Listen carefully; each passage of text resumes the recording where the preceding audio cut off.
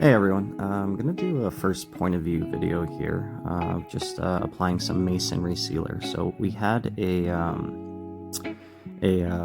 fireplace. This is the back of a fireplace, wood burning one, and it was getting some spalling, so some of the bricks were splitting. So what I did the previous day was I did some mortar repairs and filled up some of the bigger mortar joints just to make sure that there weren't any gaps there. And here we're applying a pretty standard masonry sealer. So after you get the masonry sealer in your pump and you get it all pumped up, you want to be applying a relatively small and thin layer of the masonry sealer.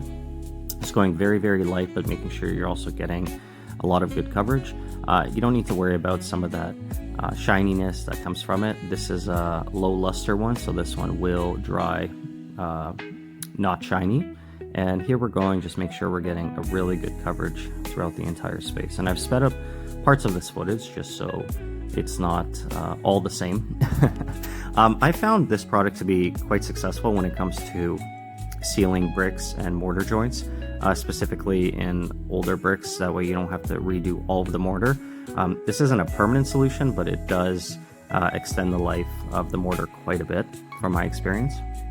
And what I'm doing is I'm applying it across all the joints here to make sure that we have really good coverage and that there aren't any gaps without the masonry sealer. So it'll take about 24 hours to get fully dry, and then we'll come take a look afterwards to make sure everything's good.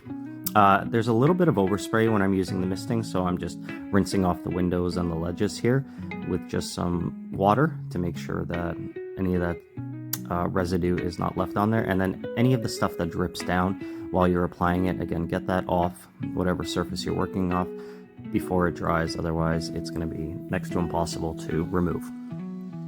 One other thing that I'm going to show here is after you're done using your sprayer with whatever compound you are using, sealer, chemical, etc., it's really important that you clean your sprayer afterwards. Otherwise it will get clogged up and chances are you'll need to purchase a new one. So first things first, get all the residual material or compound out of there.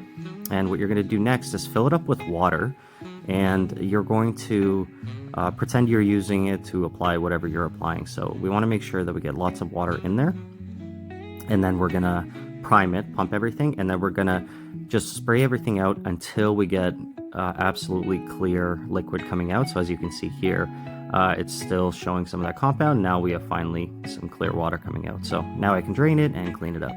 So at the end of the day, this is kind of how it turned out, and the client was really happy, and we have some better protection for the future. Cheers.